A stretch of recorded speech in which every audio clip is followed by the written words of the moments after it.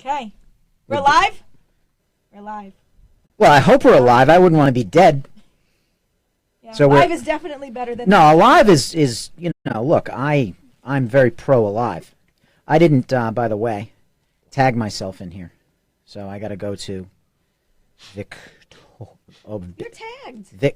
I am. You are. I tagged you. Okay. Yeah, I grew up on a sheep ranch. When we tagged a sheep, we put a stainless steel ear tag in their ears.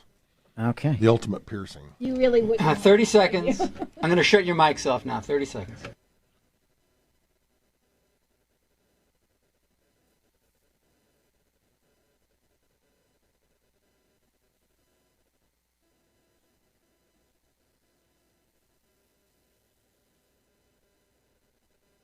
Ten seconds.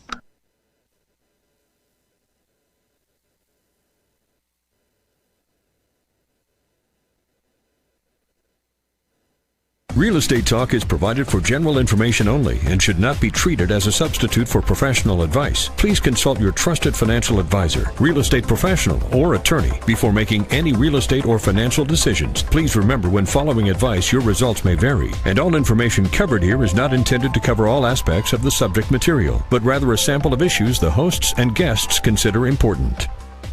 And now, Real Estate Talk with your host, Victoria Rivadeneira. Each week, Victoria gathers some of the best minds in the business to provide both professionals and non-professionals with the inside tips and tools to make smarter deals. Whether you're a buyer or seller, Real Estate Talk will give you the competitive advantage you need. And now, here's Victoria Rivadeneira.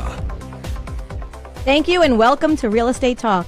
We live stream on Facebook.com/Victoria Riva from New York's AM 710 WOR from iHeart Studios every Wednesday at 12 p.m. Eastern Standard Time. If you're watching us on Facebook, let us know by commenting, or better yet, send us some likes or some love. We really like love. Send us love. Real Estate Talk airs every Sunday morning on AM 710, and our podcast can be found on retalkradio.com. I said it right this time, Phil. Well done. Thank you. I'm Victoria Rivadeneira, and I'm here with Phil Faranda, who is my co-host, and we are also here with our attorney co-host, Lior Aldad. Hello How are you there. guys today? All right, fabulous. Good. I'm glad to hear that. Thank you. So here's the question, Phil. Does the real estate market drive the economy, or does the economy drive the market? I'm very glad you asked that question, and you enunciated it perfectly. I think I should ask our guest that, because he knows the answer. Well, we have an amazing guest today. We do. And I'm going to introduce our guest right now. Okay. Well, what are we talking about today? We're going to be talking to a economist. We're going to be talking about a chief economist. A chief economist, a big deal economist, yes. All right? Ted C. Jones, chief economist at Stewart Title Guarantee Company, also a senior vice president, has been got his PhD and master's from Texas A&M, where he was the chief economist for the world's largest publicly funded real estate research group. I should say that if his LinkedIn page had a soundtrack, it would be Beethoven. We don't have that. We have something else. But you know what? What? What I heard? He brought his own music. BYOM. All right. Taking care of business. Taking care You know we have a good guest when they bring their own music. When you bring in Bachman Turner Overdrive, it gets serious. It does. So, This Dr. is Ted, I'm not done yet. I am not done. I have a question. An accomplished speaker. He gives more than 150 presentations a year. He is a past member of the National Association of Realtors, the Texas and the Houston Association of Realtors. He's a big deal. He's a smart, funny guy. And in the pre-discussion of the show, I thought we were going to get along just fine, and I'm seldom wrong. So welcome, Doctor. Honored to be here. Thank you all very much. Yes, thank you very much. So, the question that I just gave to Phil, which he did not answer because you're in the room. Does the real estate market drive the economy, or does the economy drive the real estate market? It's all about jobs. The real estate economy is driven by the job market. Okay. And, housing, whether it's rental or ownership, even commercial real estate, is a function of supply and demand. You only have demand if you have a job. Now, I've always said this. There's three kinds of people that purchase homes that don't have jobs. They have blue hair, gray hair, or no hair. They're retirees that live in Florida and those places like that. Other than that, for most of us, we need a job to either rent or own a house. And as a result, it's all about jobs. Jobs are everything, period. So what are you trying to say? It's all about jobs, man. And now I think it's pretty clear on this. and that's one of the reasons we're looking right now at a really healthy real estate economy across the United States of America. While our job growth in the latest 12 months is 1.50%, that's nationwide. And that, by the way, that's tepid. We really should be well above 2%. But our unemployment rate today is the lowest it's been in 16 years at 4.6%. That's interesting. But since we're in New York, let's just talk about, remember the 1.5% in the U.S. If you look at New York City, Jersey City, White Plains, that job growth rate's 1.98%. So you're growing jobs a little more than 30% better than the U.S. And if you look at New York, Newark, Jersey City, that job growth's 1.56%. So it's a tiny bit ahead of the U.S. So those markets, your primary market here, are doing extremely well. And as usual, Jersey brings us down. Thanks, Jersey. They say it is the armpit of America. Hey, now. No. Okay. Sorry, Bill. No. No, I'm actually a really big fan of New Jersey. I love New Jersey. The Garden State. I am very pro jug handle myself, but the overriding point is that we're in a healthy job market, and that is driving a good housing market, and that is driving a good economy, and that is reason for optimism on the economic front. It really is. And, whether you like the current president or don't like him, he is deregulating a lot. And as you deregulate, it makes it easier for small business to produce jobs.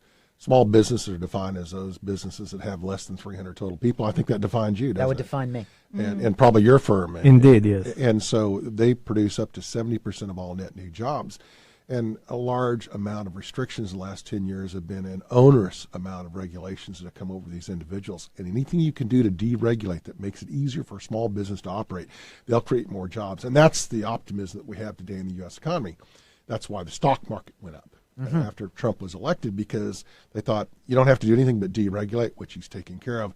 And again, that's going to help small business. And my premise is it's all about jobs, and that's very, very important. But it makes a lot of sense, if I may, because if somebody has the income coming in, right, and then somebody's making those bonuses, and somebody's able to put money aside for savings, then obviously they can buy a better home and try and relocate to that more convenient area, whether it may be, or they're able to afford the current real estate property. So it's all about jobs, period. Better income means a better crib. Exactly. As we say in the real estate parlance. Love it. I love that. That's great. So we talked about some of the states that are doing well with job growth. Let's touch on some of the cities across the U.S. I want to take you to Fort Collins, Colorado. Okay. And Fort Collins is kind of one of these new tech centers across the United States. We always think of tech as San Jose, California, Silicon Valley. Now all of a sudden you're looking at Salt Lake City and Orem, Provo, Utah. You're looking at Austin, Texas. We're looking at Fort Collins, Colorado. Fort Collins job growth in the latest 12 months is 6.76%. Remember, wow. That's incredible. That's more than 4 times the U.S. You throw in Elkhart, Goshen, Indiana, they're 5.76%. Lake Charles, Louisiana, a little over 5%. Now, are they all being driven by tech? Some of those are driven by tech. Louisiana, for example, is being driven, believe it or not, by casinos and petrochemical industry. One of the things we all think about housing. We never think that energy is one of our next largest costs. Truly. And what we have today, it's taking place nationwide, is we have incredibly affordable energy today.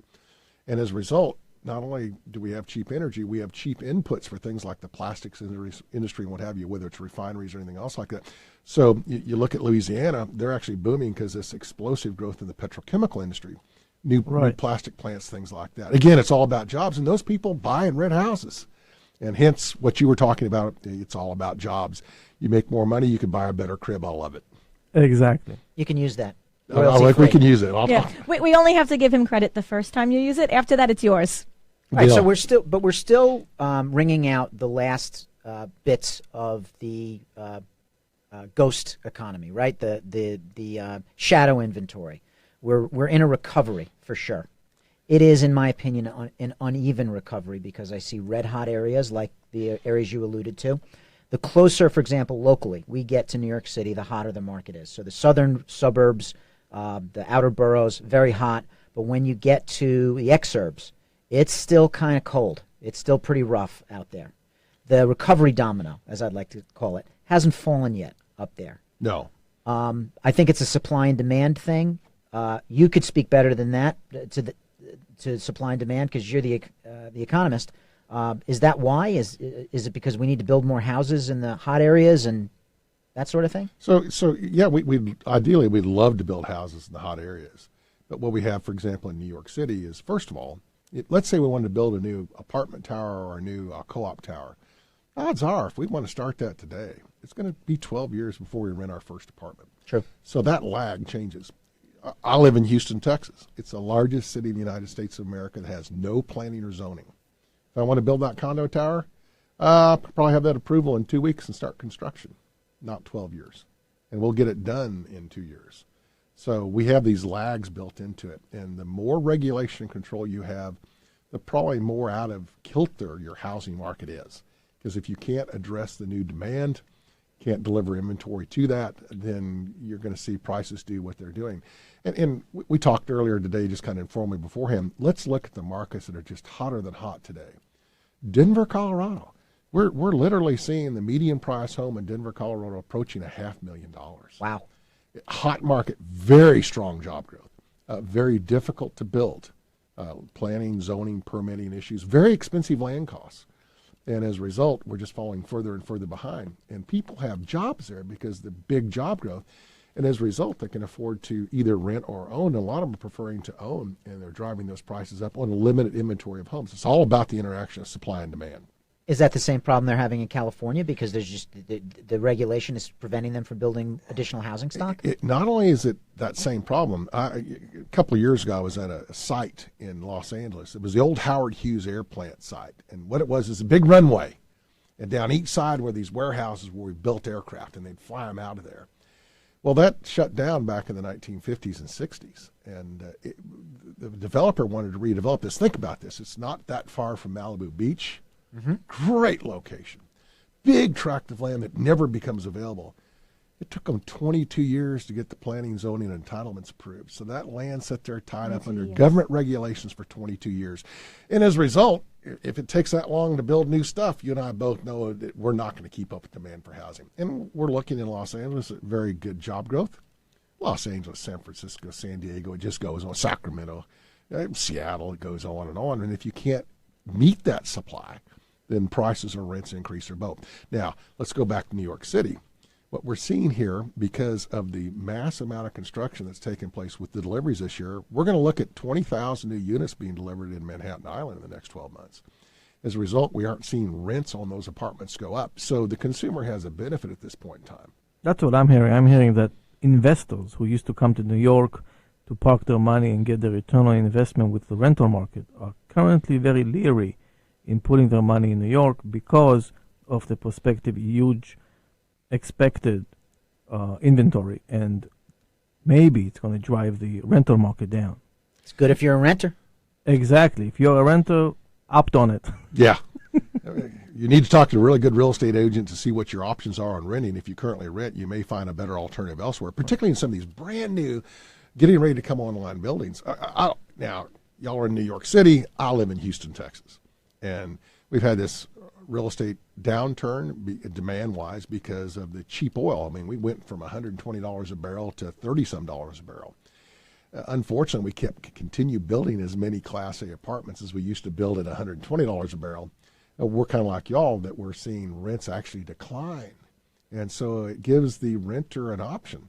Oh, and it also gives that person that wants to own a high-rise, I don't have to own it. I can rent it for the next 2 or 3 years. Cheap as I can own it. I'm going to go try that and give it a test drive. Oh, boy. So here's the question. Is it better to rent sometimes than it is to buy? You know, my big issue is because of the transaction costs related in real estate, you really need to plan to be there at least 3 years to consider purchasing. Do you agree with that as a real estate 3 to 5 years, I would say. 3 to 5 years. Now, I'm doing 3 years because I'm looking at Dallas with a very high appreciation rate. You're looking at a maybe a little longer payback on that. So we're all going to agree with this. We're all saying the same thing, but it's market specific. It also tells me if you are looking at real estate, remember most of us buy a house maybe 5-6 times maximum in our life. The average last year, The average home seller that sold in 2016 were that home 7.88 years. Yeah. So you kind of work that out over That's your what they say, lifetime. between 7 and 10 There years. you they're go. selling Carry the their one, house. yeah. About Carry the 5 or one. 6 There we go. I times. like that. Yeah. Get Like, my iPhone if out you're there. on a high fiber diet, you might, buy more houses over the course of your lifetime, unless you're an organic farmer. I'm sorry, I digress. Yes.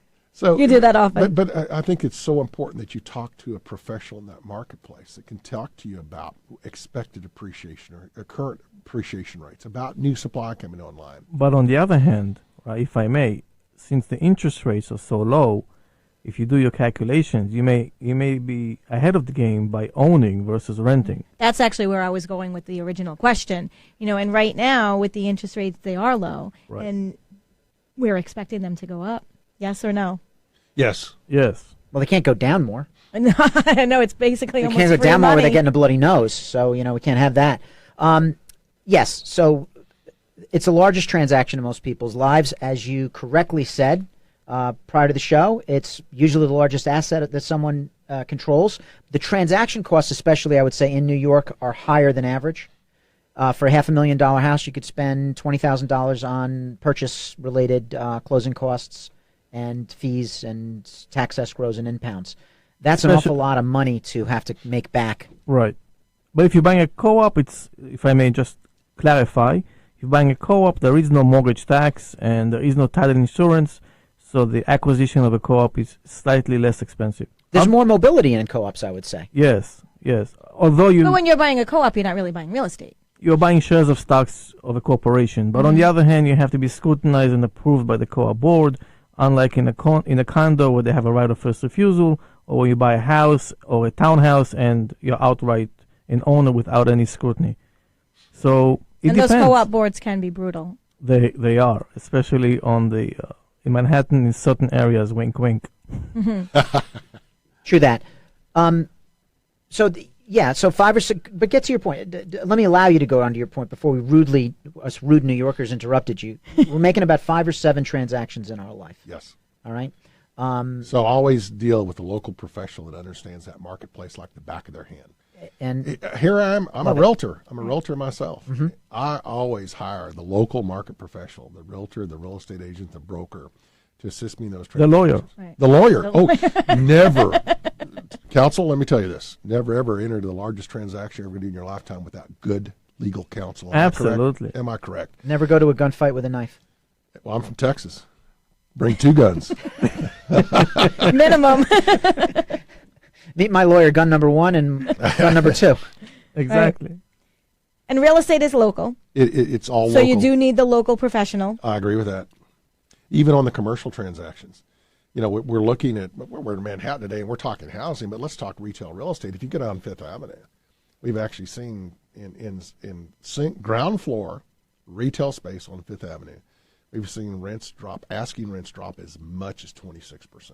So let me ask you a question. Since you're saying that you should hire the local expert to represent you, and if you're buying an all-cash acquisition, should you hire your own independent appraiser to confirm what you're being informed by the experts? Oh, yeah. And remember, I'm a reformed appraiser. I used to own my own appraisal company. I've done appraisal work for companies such as GE and Boeing Aircraft and what have you. And used to do a lot of houses in ski areas in Aspen and Telluride. And That's very impressive, Mount I must say. Crested Butte. But you really need that. Again, it's going to be that local expert appraiser. And you and I talked about this earlier. It has to be that person that knows that market area. Right. I think on housing, it's very difficult to walk into a neighborhood you've never been in and understand the motives of the buyers and sellers and what drives value, that amenity is necessary here and the others are not. Those are very, very important items. And what's planned as well. Oh, Only yeah. the local people will know that. Well, and now let's talk about schools. Schools. One of my blogs, and y'all need to read my blogs. How do we read your blog? Just Google Jones on Real Estate, and you'll take you right to Stewart.com and my blog. Jones on Real Estate. That's me, yeah. All right. Hey, that's a play on words. I see what you did there.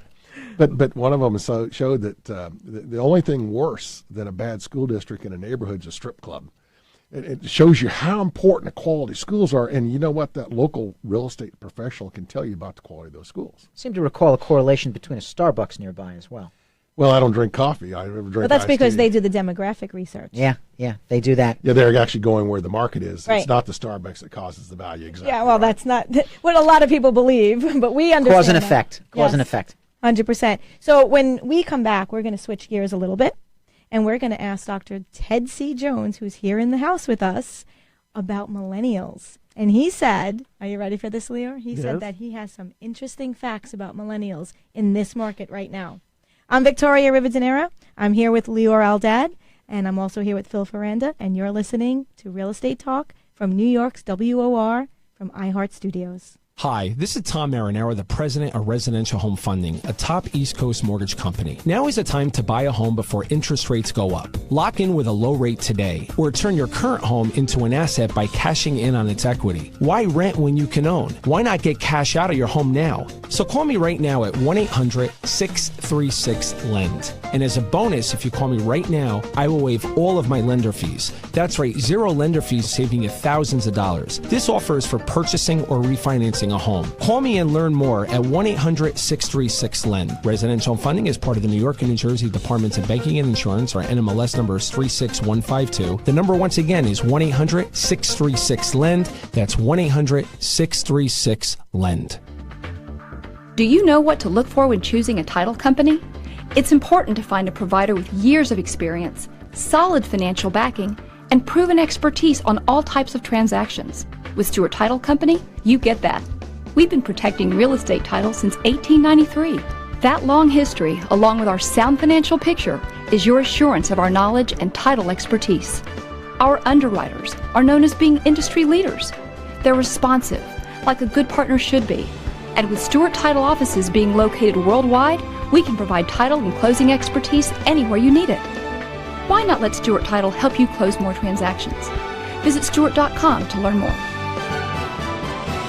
Every loan has a story, a family, and a dream that fuels it. My name is Jacqueline Sendra, mortgage loan originator number 39117, specializing in first-time homebuyer financing and an array of mortgage products.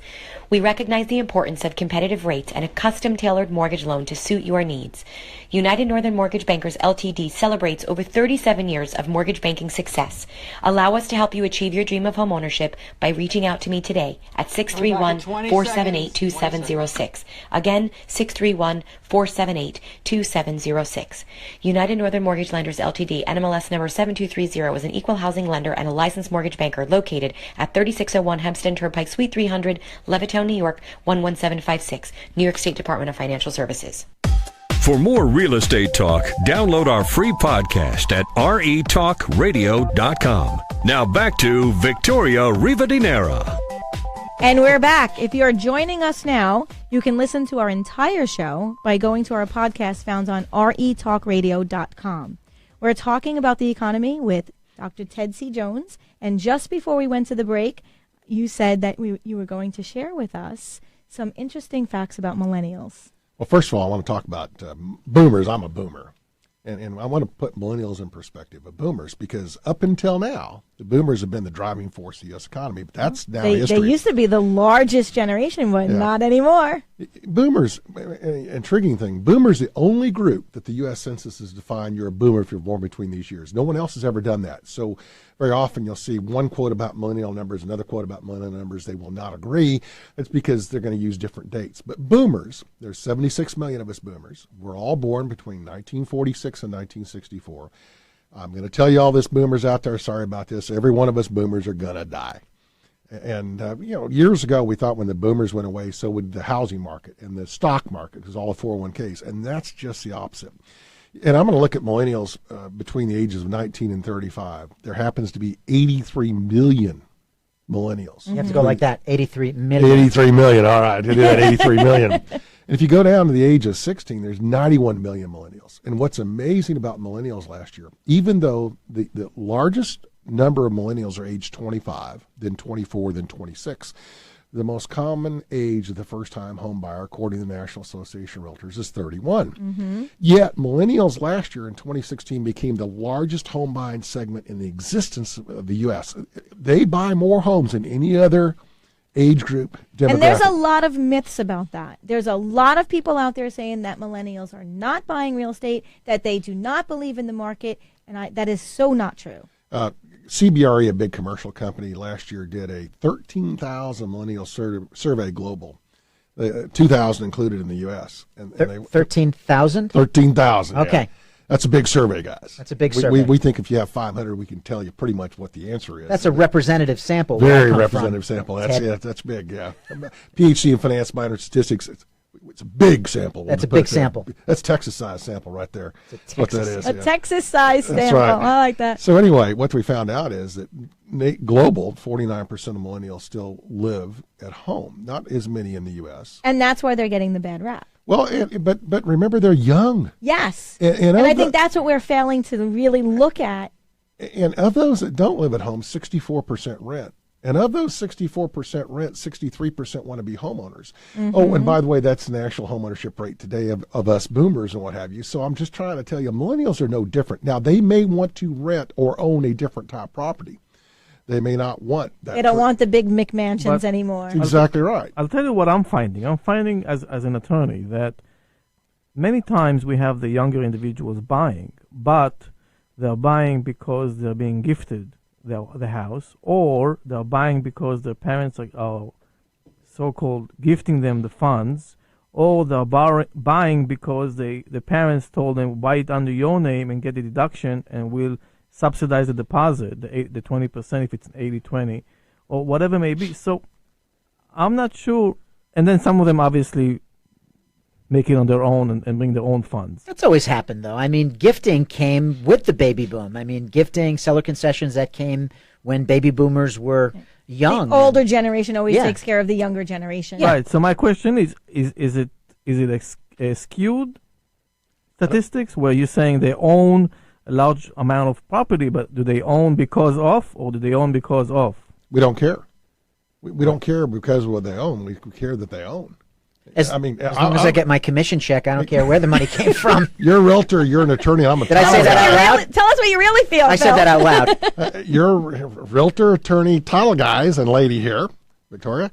We want the transaction to ding our cash registers. And as a homeowner, remember, the home is typically the largest single share of wealth in a typical household. So it's very important. Now, one of my tweets, how many of y'all tweet? We tweet. We tweet. Good, cool. We tweet, yeah. Y'all out there. I have tweeted. Tweeted, man. Okay. So you can follow me on my Twitter account, DRTCJ, Dr. Ted C. Jones, DRTCJ. And one of my tweets from yesterday noted that among millennials, 63% are getting a conventional loan, which says to me that's kind of like 20% down payment. Only 32% are getting FHAs, which are as low as 3% down. So we're seeing more and more millennials actually taking the big conventional fixed rate loan. Right. And coming in with that 20% down. Yeah, we're coming with that 20% down or other things that get them there. Mm-hmm. And so that says they're real serious. Now, millennials, on the other hand, remember, they're still different than you and I. First of all, they're very young. Mm-hmm. But what are you trying to say there, Ted? Well, Thanks. I'm actually excited about millennials because they're going to be the largest economic driving force the world has ever seen.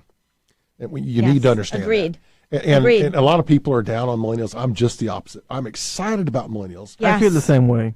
I do too. And I really do think they get a bad rap. But then again, once, exactly what we said before, the older generation is always taking care of the younger generation, but the older generation is also always very annoyed with the younger generation. Let's say innovative.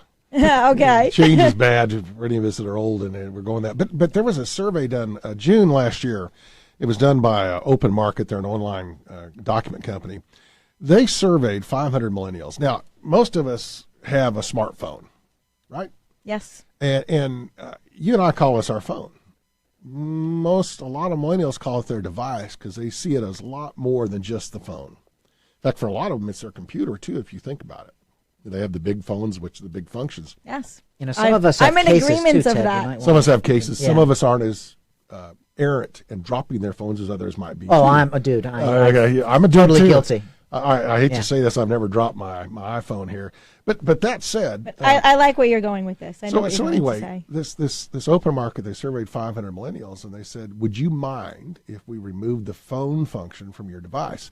Now, for us boomers, we would feel naked if we removed the. I mean, that's what I use it for, is the phone. All I do occasional email and text and tweet and all that kind of tweet. See what you did to me here. Gotcha. Mission accomplished. 75% of the millennials said that they would not mind missing the phone function from their device. Yes. And I have to share this. And I know Bill is in our studio today, so he can definitely verify what I'm about to say. I think I'm a millennial. I do. I'm not a millennial, but I think I am. And I never use my phone.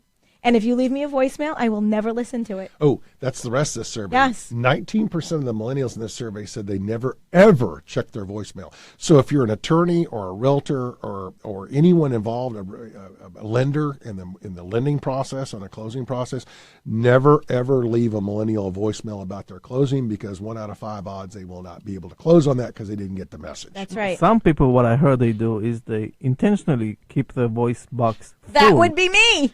And they say, please email or text me. Do not leave. You can't. I give very specific instructions. If you call my phone and you get my voicemail, it will tell you, please text me. Correct. And then it will say, voicemail is full. Exactly. And you know the text that I get? Your voicemail is full. Empty your voicemail. Yes. So you are indeed a millennial. You're functioning as one. Yes. But you're also functioning probably more efficient. And this is... Well, thank you. You hear that, Bill? I'm efficient. And everything is documented from a legal perspective, because if I have it in writing. There you go. I love this on the attorney side. That's why it's so important. You can never do a show like this without a good attorney. Real estate-wise. Very, very important. That's a neat. You see? So we need to look at this in the real estate transaction process. But millennials are going to be driving our economy, and I'm not worried where they're going to drive it to at all. Me either. It's going forward. I mean, they are they're the thing, and that's why everybody's talking about them. And the city and the state are happy too, because we have more transactions, so there's more taxes, more city transfer tax, state transfer tax, mortgage tax. So the economy overall is developing and growing. And remember this too, that we were talking New York here. I live in Texas. There is no transfer tax. There is no mortgage tax. There is no transaction tax. Oh, that must be nice, huh? Yeah. I want to be there. Yeah. You have pretty good roads too. We may all follow you home we today. do have good roads, but we have a lot of toll roads being built. They're going to get us one way or the other. You got to pay for it one way or the other. Now that said, remember that I just said we don't have those taxes. We don't have a state income tax for corporations or individuals, but my property tax is about 3% of my value per year, and I'm willing to bet your property taxes are a little bit less than, or quite a bit less than that. So one way or the other, there's no such thing as a free lunch. You're going to get dinged one way or the other. Okay, so I want to ask about a pet peeve that I have, all right, because we have an appraiser in the house. Another one? We have an appraiser in the house, and that is this. So one of the things millennials love is technology and automation and everything like that. Lenders seem to love that also.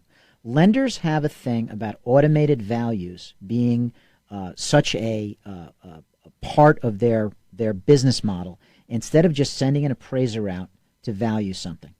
Why is that? Why is it Zillow, CoreLogic, institutions? Why do they want an algorithm to value property instead of a real professional? Because it does it consistently, even though it may be very inaccurate. So, for example, let's talk about where most of this data comes from. Go to your local tax assessor. Your tax assessor knows when it was built, number of square feet, what the general amenities were when it was built. But that may not have been updated. You may be looking at a house in Long Island, for example. Yeah. They may have just done a $120,000 gourmet kitchen remodel. That will not be reflected in that automated valuation model, AVM. I'm an appraiser by trade. Remember, a PhD in finance, minor statistics, so I actually build AVMs.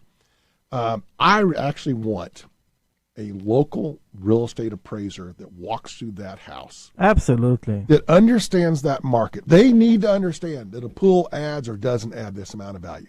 They need to understand that the penthouse is X more valuable than the third floor.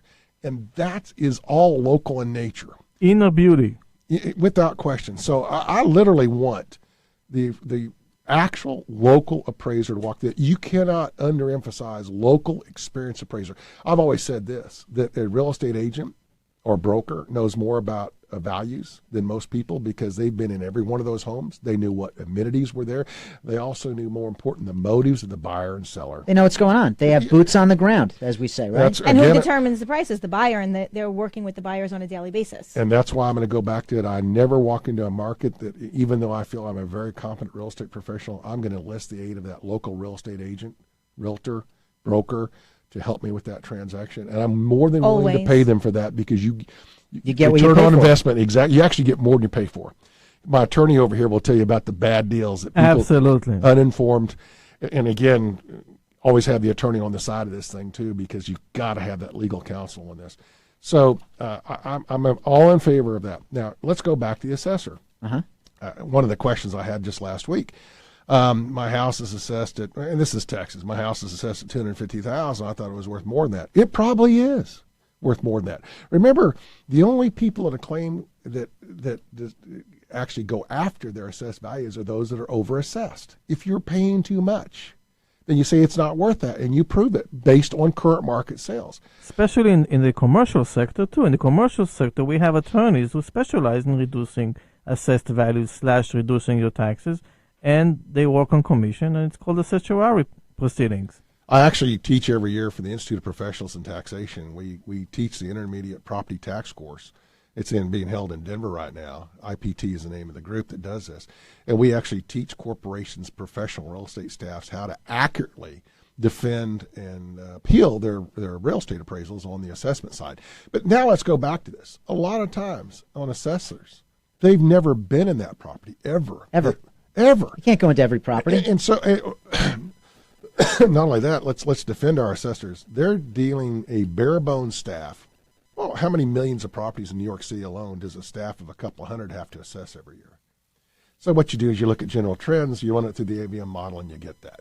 So you get consistency above all else, even if it's consistently incorrect. But you get consistency, and as long as no one's assessed over the market value, odds are, or same house assessed not more than their neighbors, that's a principal equalization, then you're not going to be quiet. But don't ever look at assessed values or AVMs, automated value models, as the ultimate definitive answer of what the property is worth. The real answer that is, right there is it. Yeah. The real answer is? Real answer is whatever a willing buyer and seller would sell that property and buy it for, based on current market conditions. And I think the market value, whatever that means, is the true value of the property. It is, and we actually define that as the highest price in terms of money that a willing buyer or seller would there you sell go. the property, with normal consideration for mortgages and all that kind of stuff. I want to make a poster of that and frame it. Yeah.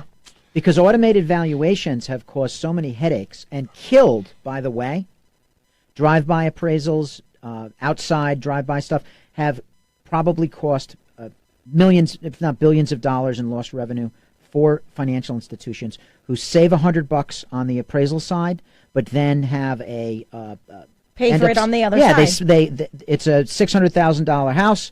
They erroneously think it's worth $7,000, so it doesn't sell, and then they end up getting 3 years later $450,000. Yeah. How did you save money there? You lost money. Not only did you lose the $50,000, you had your money tied up for 3 additional years. You had to maintain that property, pay property taxes, do maintenance fees, electricity, the whole works. And people's lives are disrupted. Without question. I'm a big believer, and I'm going to go back to my counsel, my attorney over here. What you said is, if I'm going to pay cash, I'm probably going to hire my own independent appraiser to do an assessment on that. I would have, or why wouldn't you? You have to protect your investment. Or I'm going to at least talk to a real estate broker or agent who is so active in that market, they know like the back of their hand what values are in that neighborhood. They know whether the swimming pool adds or detracts to value, those type of things. Again, let's go to the consummate market professional. Now, automated valuation models, AVMs, do I like them? Sure. I think they're brilliant when you're doing a HELOC, home equity line of credit. Yeah. Where first of all, you're only going to risk. It doesn't really matter. Now, it's a guesstimate. You already have. 30, I agree. You already have 30% equity in the property, so it's really not a loss. No one's going to walk away from that. So from that perspective, I don't have a problem. But if it's your primary dwelling, or if it's a big investment, by the way, every house is a big investment. I want that local market expert and also, knowledge. Also in New York, above a certain value of a loan or an acquisition, they request 2 appraisals. The bank is requesting now a double appraisal to make sure that the first one wasn't incorrect, and they're able to rely on the average of both, or the higher of both, or the lower of both, whatever it may be. But sometimes double appraisals are necessary. Can't find fault with that. So if you're doing $1 million property, what's in the $500 for another appraisal? True. To me, that's just it's smart. Just smart due smart diligence. money. You nailed it. Right? Without question. Yep. Right. Exactly what I said. Why wouldn't you do it?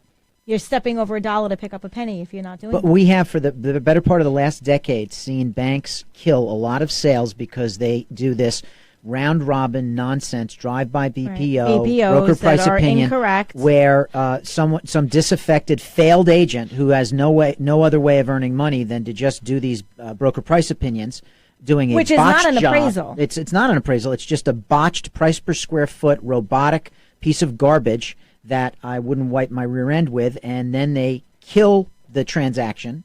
They screw up lives, all right? The bank has a non-performing asset. The sale gets killed. Nobody wins, but they got their $50. And yes, I said that. You get all right. You get what Two you pay terms for. around. You get what you pay for, and there's no such thing as a free lunch. And both those come up and slap us in the face on what you're talking about today. Yeah, absolutely. I agree. So we have to go to a break. So when we come back, I am going to ask you, Dr. Ted C. Jones, I'm going to give you your official title there, your official name, about appraisals. Since we're on the topic of appraisals, I want to talk about improvements. Because there's a lot of controversy with some of these improvements. I'm Victoria Rivadeneira. I'm here with Lior Aldad and J. Philip Faranda, and we are in iHeart Studios in New York City. Every loan has a story, a family, and a dream that fuels it. My name is Jacqueline Sendra, mortgage loan originator number 39117, specializing in first-time homebuyer financing and an array of mortgage products. We recognize the importance of competitive rates and a custom-tailored mortgage loan to suit your needs. United Northern Mortgage Bankers Ltd. celebrates over 37 years of mortgage banking success. Allow us to help you achieve your dream of homeownership by reaching out to me today at 631-478-2706. Again, 631-478-2706. United Northern Mortgage Lenders Ltd. NMLS number 7230 is an equal housing lender and a licensed mortgage banker located at 3601 Hempstead Turnpike, Suite 300, Levittown, New York, 11756, New York State Department of Financial Services. This is Paul Oster, the nation's credit repairman, and I want to help you improve your credit. As the CEO of Better Qualified, I've helped thousands of people over the past 10 years. I'm the credit expert for Fox Business News and all the major networks. I'm a certified FICO Pro that uses the consumer laws to help delete negative information off of credit reports. We have a debt elimination program that focuses on the laws surrounding collections, judgments, and charge-offs. You could be entitled to up to $1,000 per violation. Call now for your free credit consultation. 888-533-8138. That number again, 888-533-8138, or visit us on the web at betterqualified.com. Hi, this is Tom Marinero, the president of Residential Home Funding, a top East Coast mortgage company. Now is the time to buy a home before interest rates go up. Lock in with a low rate today, or turn your current home into an asset by cashing in on its equity. Why rent when you can own? Why not get cash out of your home now? So call me right now at 1-800-636-LEND. And as a bonus, if you call me right now, I will waive all of my lender fees. That's right, zero lender fees, saving you thousands of dollars. This offer is for purchasing or refinancing a home. Call me and learn more at 1-800-636-LEND. Residential funding is part of the New York and New Jersey Departments of Banking and Insurance. Our NMLS number is 36152. The number once again is 1-800-636-LEND. That's 1-800-636-LEND. RETalkRadio.com is your portal for cutting-edge information to give you an advantage in the competitive real estate market. Now, back to Real Estate Talk with Victoria Rivadeneira. And we're back. If you're joining us right now, you can listen to our entire show by going to our podcast found at retalkradio.com. We are in the studio right now with Dr. Ted C. Jones. He is the chief economist for Stewart Title, and we are talking about the economy. And just before we went to break, I know you said you are a recovering appraiser. I am. And I'd like to talk to you about some improvements that homeowners make to their homes. Okay, so some improvements add values and some don't. Actually, if you're selling your home, the one thing you must do is listen to your realtor, because they're going to tell you this rug needs replaced. If you got a dirty, tatted rug, it's going to change your perception the second you walk in. I know you talked about the cat litter box, and I'm not a fan of cats. That is a pet peeve. A pet peeve. No pun intended. No play on words there at all. Yeah. No pun intended. So, but I truly do believe that one of the most things you can do to add value if you're going to sell your home is declutter. Yep. We have so much stuff in our house that doesn't show our house, it shows us. Declutter, keep it clean. Curb appeal is very important. Kitchens and baths sell houses. What are the improvements that you would highly recommend and other improvements that you would say probably not worth it? One hand, you just nailed it. The kitchen and the bathrooms are two of the major components. Now, what you're going to improve is a function of your local market. I live in Houston, Texas. You really need a high energy efficient air conditioner. I don't think that's a big value add process in New York City. So if they're walking through the house and they're uncomfortable, they might want to get out of the house quicker and not buy it. But I'm just for your, and we're actually, and our millennials are making us do this. We've done it ourselves.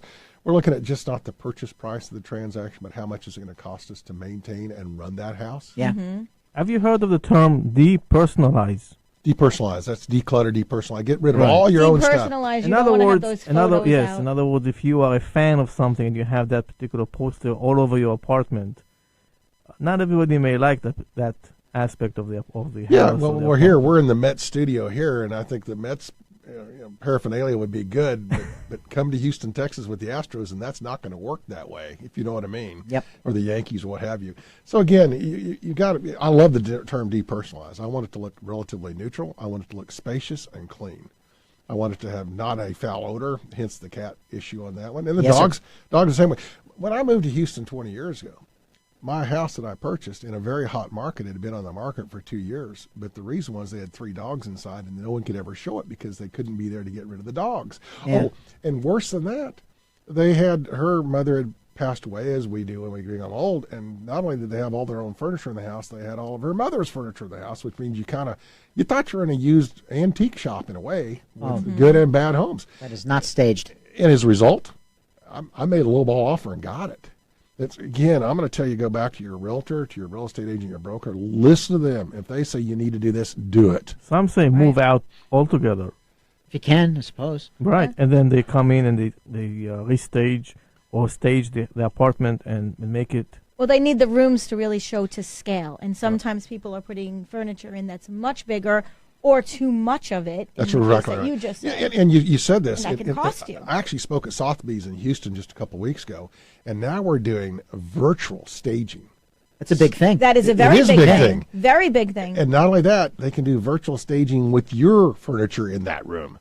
And so now you can say, I wonder what it'll look like with my stuff in here. You can see. And here's what happens, though, right? You go on a listing, and you do a virtual staging, and you rearrange the furniture, and then they want to stay, and they don't want to sell the house anymore. Well, they can also put Chris Christie in each of the pictures of the room on the beach, that thing. No? Yes. Big rooms, Well, yeah. Big rooms. Yeah, look, we could fit room. Chris Christie in this room. Think about that. That's better than a queen-size bed. All right, moving on. Okay. As we should. As we should.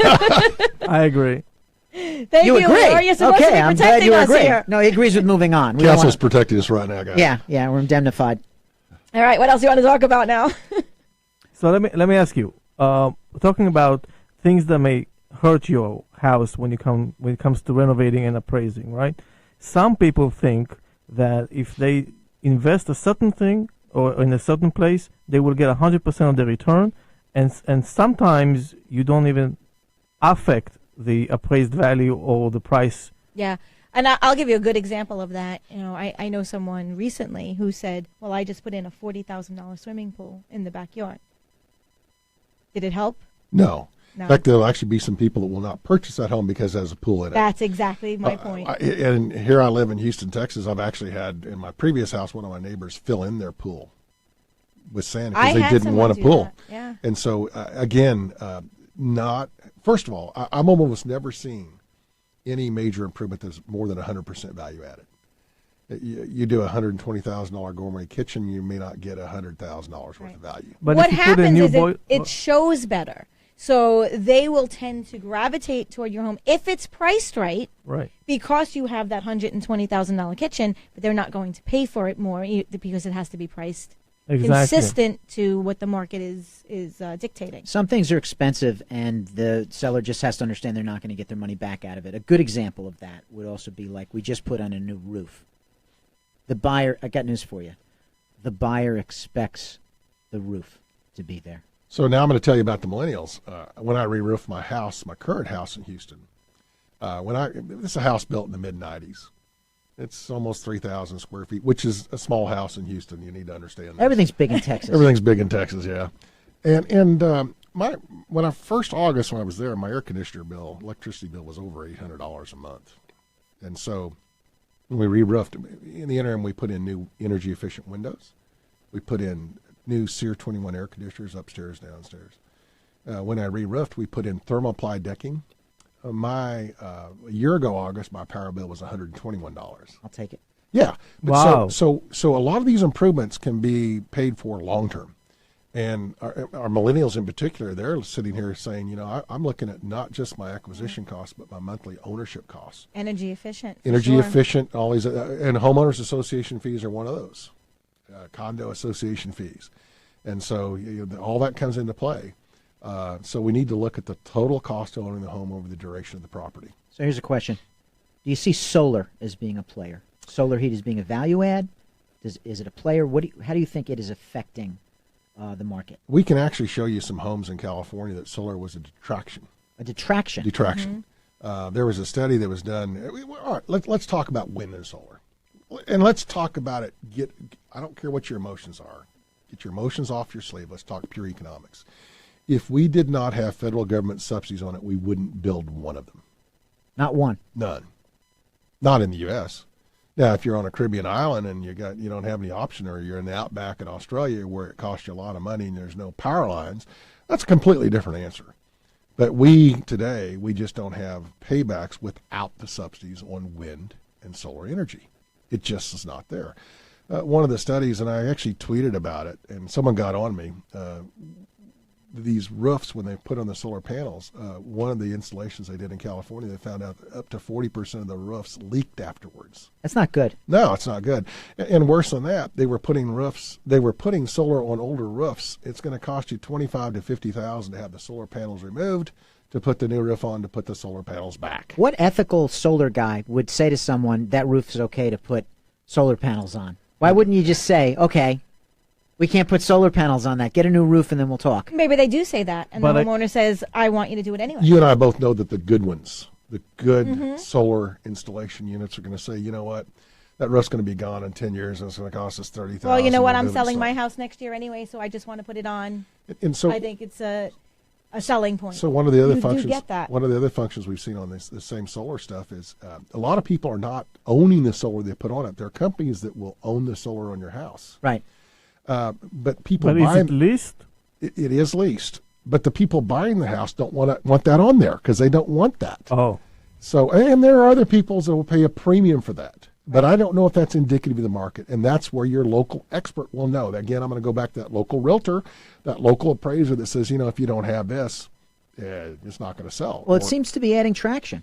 I mean, locally, and that's why it intrigues me. It seems to be, I dismissed it 10 years ago. If I got approached by somebody about solar, I would have interpreted it as somebody trying to sell me snake oil. All right. But now it seems to be getting quite a bit of traction. You're seeing almost critical mass of the numbers of suburban homes around here getting solar panels. And the pitch is that, your bill is next to nothing. The Con Ed will actually buy from you. So you get a credit sometimes, which is astonishing. But it's hard for me to get my mind around how it's not feasible long term, I suppose. That's the thing. How long does the government have to subsidize this before it just gets a mind of its own? Well, any technology, you look at the first, and I'll go to all electric cars.